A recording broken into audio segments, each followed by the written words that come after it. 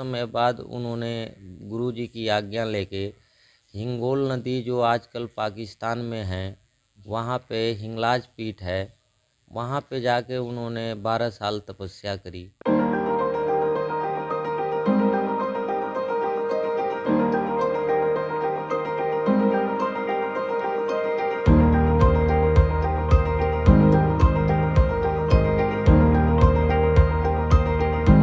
नमस्कार। इस समय हम मौजूद हैं गांव बाबा लदाना के डेरा बाबा राजपुरी में, जहां दशहरे से अगले दिन जो मेला लगता है, इसमें लाखों श्रद्धालु हैं जो वो आते हैं। जाता है, श्रद्धालुओं की मान्यता है कि यहाँ दूध घी चढ़ाने से पशुओं में विशेष लाभ होता है। आइए हम आपको दिखाते हैं कि जो बाबा राजपुरी थे उनकी समाधि थी, यहाँ उनकी समाधि आपको दिखाते हैं। यहाँ अखंड ज्योत है वो लगातार जलती रहती है। अब आपको दिखाई भी दे रही है कि अखंड ज्योत जलती हुई। यहाँ जो बाबा राजपुरी थे उनका धूना सतल भी आपको दिखाते हैं कि यहाँ भी श्रद्धालु आते हैं और श्रद्धानुसार है जो यहाँ से वो जो धूने की जो राख है वो ले जाते हैं। इसके लगाने से जो पशुओं में है जो कुछ बीमारी है तो वो दूर हो जाती है। श्रद्धालु यहाँ प्रसाद चढ़ाते हैं, ज्योत जगाते हैं हर साल। ये जो बाबा राजपुरी की जो प्रतिमा है वो भी यहाँ लगाई हुई है। बहन जी, सबसे पहले नमस्कार। ओम नमो नारायण। बहन जी, पहले तो जो डेरा है, डेरे की विशेषता के बारे में बताएं थोड़ा। ये जो मठ है, ये कुरुक्षेत्र भूमिखंड के अंतर्गत आता है और ये भारतवर्ष में सन्यासी सनातन का मूल मठ है, जिसमें आदिगुरु शंकराचार्य से संबंधित नागापुरी नामा सन्यासी परम सनातन परंपराओं को संचालित करते हुए यहाँ व्यवस्था को चलाते हुए आ रहे हैं। ये लगभग 550 वर्ष प्राचीन मठ है। यहाँ के संतों और महात्माओं और क्षेत्र के ग्रामवासियों द्वारा सुनी हुई बातों को मान्यता रूप में हम लोग मानते आते हैं। कहा जाता है कि किसी काल में यहाँ बाबा राजपुरी महाराज का यो तपोस्थली बाबा लदाना है और इसी नगर में इन्होंने जन्म भी प्राप्त किया था, जो कि बचपन से ही उनका योग और ज्ञान, वेद पुराण शास्त्र धार्मिक विचार होने के कारण लोग उन्हें बचपन से ही संत की उपाधि से संबोधित करते थे। कुछ कालखंड के बाद बाबा जी यहाँ के नज़दीकी ग्राम में सरस्वतीपुरी जी महाराज भगवानपुरी जी के शिष्य रहा करते थे। धूने लगा के बालू के जंगल में तप करा करते थे बाते गांव में। तो वहाँ पे जाके बाबा राजपुरी दीक्षा लेके संत बने पुरी नामा। उसके बाद उनके निरंतर योग और तप के कारण उनमें दैविक शक्तियाँ प्रतिष्ठित होने लगी, जिसके कारण क्षेत्र में उनका बहुत धीरे धीरे ख्याति बढ़ने लग गई। फिर बताते हैं कि कुछ समय बाद उन्होंने गुरुजी की आज्ञा लेके हिंगोल नदी जो आजकल पाकिस्तान में है, वहाँ पे हिंगलाज पीठ है, वहाँ पे जाके उन्होंने 12 साल तपस्या करी। तपस्या करने के उपरांत माता जी प्रकट हुई और माता जी ने बाबा जी से पूछा कि बाबा जी आप बोलो, आपकी क्या इच्छा है। तो बाबा राजपुरी जी ने माता से ये आशीर्वाद मांगा कि हे माता, मेरी जन्म नगरी में आप 3 दिन के लिए आया करिए, क्योंकि मेरी वो जन्म नगरी है और जन्म नगरी के साथ साथ वो मेरी कर्म नगरी भी है। और मैं चाहता हूँ कि लोगों की मनोकामना और समाज के कल्याण के लिए, धर्म के कल्याण के लिए आप पंजाब क्षेत्र के बाबा लदाना गांव में अष्टमी वाले दिन आप आया करिए। माता जगत कल्याण की भावना देखते हुए बाबा की स्वयं की कोई ना इच्छा होते हुए माता बहुत प्रसन्न हुई और उन्होंने बाबा राजपुरी को यह आशीर्वाद दिया कि मैं आपकी जन्म नगरी बाबा लदाना में अष्टमी वाली दिन आ जाया करूँगी और उसके आने के बाद आपके यहाँ जो भी भक्त जो भी मनोकामना लेके आएंगे पुत्र प्राप्ति हो, धन प्राप्ति हो, केस मुकदमे हो, जमीन जायदाद की समस्या हो, डंगरों की समस्या हो, या किसी भी प्रकार की समस्या लेके तुम्हारे शरण में जो भी आएगा उसकी मनोकामना मैं स्वयं पूरा करूंगी। इस आशीर्वाद के साथ बाबा राजपुरी हिंगलाज माता को बाबा लदाना में ले आए थे। उसके उपरांत बताते हैं कि यहाँ कैथल जिला के अंदर भाई साहब राजा जो बने, उनसे पहले इस शहर पे पठानों का राज हुआ करता था। और वो जो पठान थे वो दिल्ली से संबंधित होते थे और दिल्ली में मुगलों का राज होता था। और उस काल में बाबा राजपुरी जी यहाँ पे सनातन धर्म की प्रचार के लिए तप कर रहे थे। तो मुगलों ने बाबा के दैविक शक्तियों को देखते हुए उन्हें पीर की उपाधि दे रखी थी। वो औलिया पीर माना करते थे बाबा राजपुरी को, और उनको उसी ध्येय से मान्यता करते थे। लगभग 100 वर्ष पठानों ने बाबा राजपुरी से आशीर्वाद लेके नाना क्षेत्रों में युद्ध लड़ा और जिसमें उन्होंने विजय प्राप्त करी।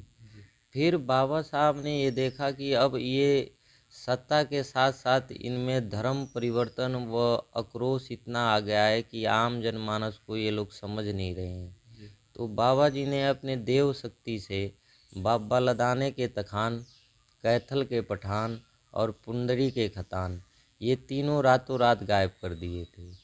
और भाई साहब जो थे वो एक झुंडी के सरदार थे, जो पुरांतर कालों में राजाओं के साथ संघर्ष करके ही लोगों का जीवन यापन होता था। इस कारण वो एक झुंडी के सरदार होने के कारण यहाँ पहले से प्याऊ बना हुआ था, जिस प्याऊ पे पानी पीने के लिए वो रात को आए। तो बाबा साहब ने पूछा कि भाई तू कौन है? तो उन्होंने कहा कि मैं भाई साहब हूँ और मैं अपने लोगों को पालने के लिए चोरी करता हूँ और इनका पालन पोषण करता हूँ। बाबा जी ने कहा कि चलो अगर तुम समाज कल्याण के लिए काम करते हो तो जाओ, तुम्हें मैं राजा बना देता हूँ और तुम जाओ, कैथल की गद्दी खाली पड़ी है और वहाँ जाके बैठ जाओ। भाई साहब कहने लगे बाबा जी आप मेरे को क्यों ऐसे मरवाने को कह रहे हो, और वहाँ तो राजा रहता है और वो तो मेरे को मार देगा। तो कहा तुम जाओ यहाँ से, कैथल की गद्दी खाली मिलेगी। तो बताते हैं भाई साहब ने कोई युद्ध नहीं लड़ा, स्वतः वो गद्दी खाली मिली थी और उस पे वो विराजमान हो गए थे। उसके बाद उनकी 2 पीढ़ियों का राज चला और वो दोनों पीढ़ी बाबा राजपुरी से संबंधित मान्यता में रहे। और इस मठ से संबंधित लगभग 500 वर्षों में अनेकों संत जो विश्व मार्गदर्शन सनातन का प्रचार करने के लिए यहाँ से निकले, जिसमें प्रमुख संतों का हम आपको नाम बता रहे हैं, जिनमें बाबा राजपुरी के शिष्य थे बाबा सिद्धपुरी जी, जिन्होंने अपने योग बल से बाबा लदाने को एक मठ का स्वरूप दिया। फिर उनके निरंतर काल के बाद उनके शिष्य हुए देवपुरी जी, जिन्होंने अपने तपोबल से किला रायपुर बनाया जो पंजाब में स्थित है। और उसके कम से कम भारत और विदेशों में कम से कम 200 मठ स्थित हैं किला रायपुर की। उसके उपरांत नागा बाबा तोतापुरी जी महाराज उनके शिष्य हुए, उनके गुरु भाई थे देवपुरी जी के। उन्होंने रामकृष्ण परमहंस को अपना शिष्य बनाया और रामकृष्ण परमहंस के शिष्य स्वामी विवेकानंद जी बने, जिन्होंने विश्व पटल पे सनातन का परिचय दिया। उसके बाद यहाँ के अनेकों सन्यासियों ने भारत की आज़ादी में अपने योगदान दिया और इस मठ को इतना वैभवशाली मठ सनातनी प्रतीत होने के वजह से अंग्रेज़ों ने जाते जाते यहाँ की जो रॉयल्टी थी वो तोड़ गए थे, क्योंकि इन्होंने देश की आज़ादी में बड़ी भारी भूमिका निभाई थी इन मठों ने। इसलिए उन्होंने इस पे प्रतिघात करते हुए यहाँ की जो मलकियत थी और जो यहाँ की व्यवस्था थी उसे खंड विखंड कर गए थे, जिसके वजह से यहाँ और प्रकार के लोग बढ़ गए, जिससे मठ का विध्वंस हो गया था। ये पुनः निर्माण कार्य आप लोगों के सामने चल रहा है, जो दोबारा से इसका निर्माण कार्य फिर इस मठ का चल रहा है। इसकी कई प्रकार की प्राचीनता है। यहाँ के लगभग 365 गांवों में बाबा राजपुरी का धूना स्थापित है, जिसमें प्रमुखतः से केवड़क में स्थापित है, बात्ता में है, बालू में है, नेवलथा में है, दिल्ली सदर बाज़ार के अंदर टट्टू शाह की बगीची है, पटियाला राज किले के अंदर बाबा राजपुरी का धूना है। इस तरह कम से कम पाकिस्तान में भी 40-50 धूने बाबा का स्थापित है। और हिंगलाज में मुख्यतः बाबा राजपुरी की तपोस्थली का धूना आज भी हिंगलाज में स्थापित है। आज के टाइम में यहाँ के श्रद्धालुओं का विशेष तौर से मानता है कि यहाँ किसी भी प्रकार का पुत्र प्राप्ति के लिए औरतें यहाँ पे माता की ताग्गा बांधती हैं। लड़के लोग अपनी नौकरी और आयु वृद्धि और विद्या प्राप्ति के लिए बाबा से व्रत रखते हैं एकादशी को। काश्तकार लोग अपने खेती के अधिक उपज के लिए बाबा के निमित्त मात्र अन्न का यहाँ पे मानता रखते हैं। जो भी अन्न होता है, पहला जो अनाज का कट्टा होता है वो बाबा को चढ़ाते हैं, समर्पित करते हैं।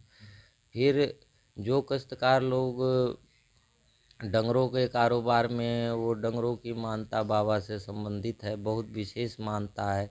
किसी भी प्रकार का डंगर या तो दूध भूल जाए या थन पक जाए या पाछा दिखाने लग जाए या किसी कारणवश नहीं दूध ना होए, वो विशेष तौर से बाबा की मानता से वो सब बीमारियां व्याधियां दूर हो जाती हैं।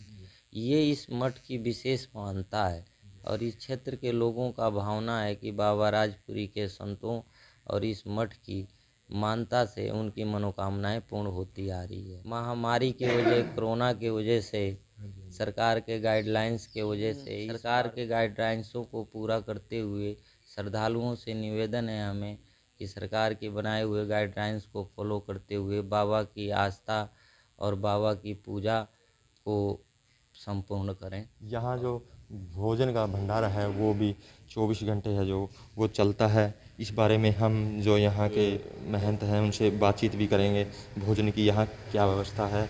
और जो दूर दराज से श्रद्धालु आते हैं वो यहाँ भोजन ग्रहण करते हैं। जो महंत दुजपुरी जी महाराज हैं उनके शिष्य हैं, आइए हम उनसे बातचीत करते हैं कि भोजन की व्यवस्था के बारे में। महंत जी सबसे पहले नमस्कार। नमो नारायण। महंत जी यहाँ भोजन की क्या व्यवस्था है? भोजन की यहाँ जो मेले की व्यवस्था है वो तो आने वाले समय में अभी तैयारियां चल रही हैं, लेकिन क्या है भोजन की व्यवस्था यहाँ 24 घंटे लंगर चलता है। बाबा की कृपा से, माता रानी के आशीर्वाद से भंडारे की पूर्ण व्यवस्था है। हर तरह की टाइम अनुसार खीर का, हलवे का और जैसे कि अपना देसी चूरमा बोलते हैं मैया, वो भोग लगाए जाते हैं बाबा को, माता रानी को, इनकी कृपा से। जैसे हरियाणा में बोलते हैं दूध दही का खाना, यह मेरा हरियाणा। बाबा राजपुरी की कृपा से यहाँ लस्सी जो दही जमा के बिलोई जाती है वो बिल्कुल इससे मक्खन कम मात्रा में निकाला जाता है, ज़्यादातर लस्सी में छोड़ दिया जाता है ताकि हरियाणा की ये कहावत जो साबित हो सके। हमारे बुजुर्गों ने बोली है दूध दही का खाना ये मेरा हरियाणा। आप लोग देख लीजिए इसमें कितनी मात्रा में आपको मक्खन भी दिखाई देगा।